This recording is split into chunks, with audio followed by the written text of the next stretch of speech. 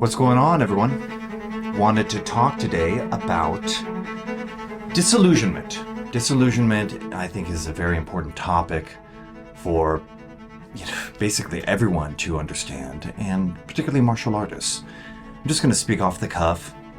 I don't have too many ideas prepared, but I do have 3 different areas that I'd like to just give personal examples of disillusionment with a style, disillusionment with a teacher, and disillusionment with your rank.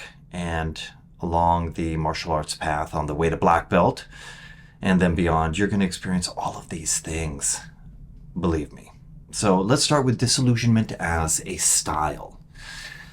My first exposure to martial arts was martial arts movies, and then karate. And then when I was 16, I went to Japan. I was an exchange student, and I trained in judo. I received my black belt in judo after winning a certain number of competition matches, and I had a pretty good uchimata, but I was not a complete fighter or martial artist or even judoka. But I knew what real resistance was like. So when I began studying Aikido, I was fascinated by the way that, Aikido books, Aikido's throwing judoka, easily multiple judoka. I thought, man, that's the advanced technology that I want. And so I went into Aikido kind of a true believer, which is always dangerous because you're just setting yourself up for the eventual disappointment and disillusionment that is headed your way. And I trained diligently, I trained hard in Aikido. Eventually I apprenticed and moved into the dojo of an Aikido and Japanese Jiu-Jitsu master. And they were great years, but my disillusionment with Aikido was pretty profound.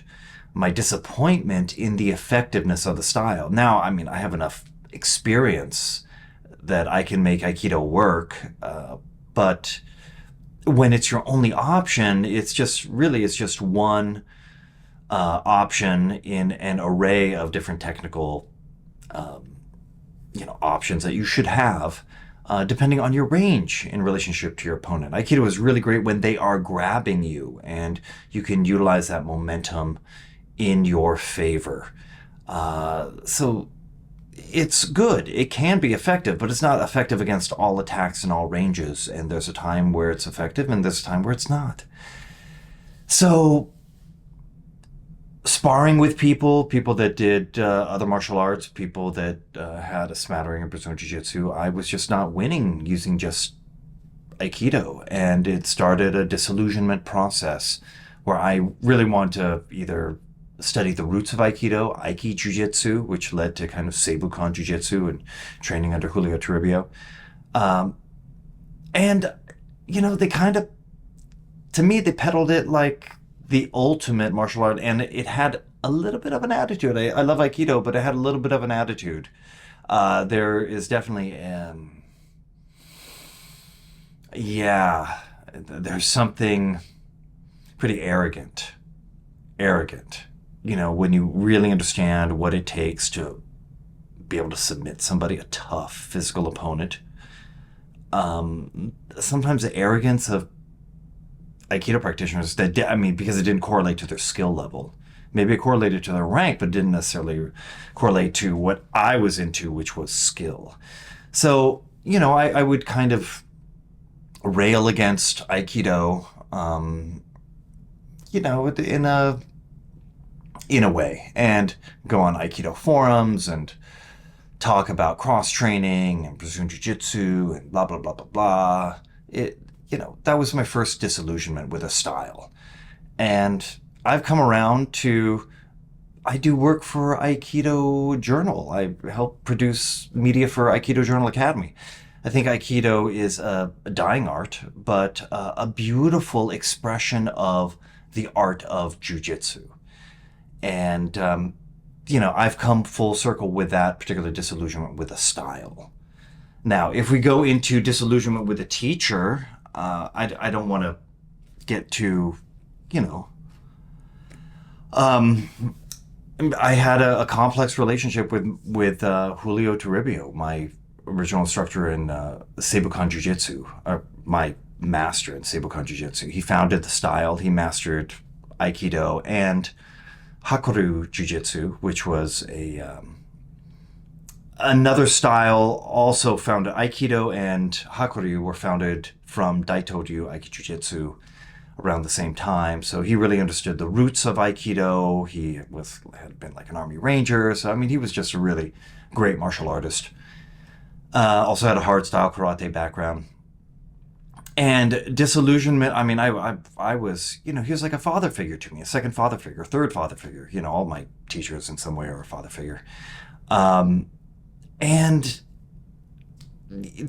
if you elevate somebody so high, eventually they're going to come down. And he's an incredibly gifted martial artist, a charismatic man, a good man, but, he's a human too.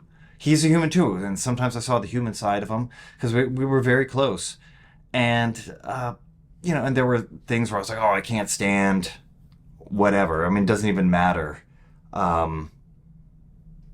It doesn't even matter what it was, but it irritated me. And I just need to get over the fact that, I mean, I would tell my younger self, like, get used to it. Learn to savor your disillusionments and your disappointments like a good steak. Take it slow. Savor the pain.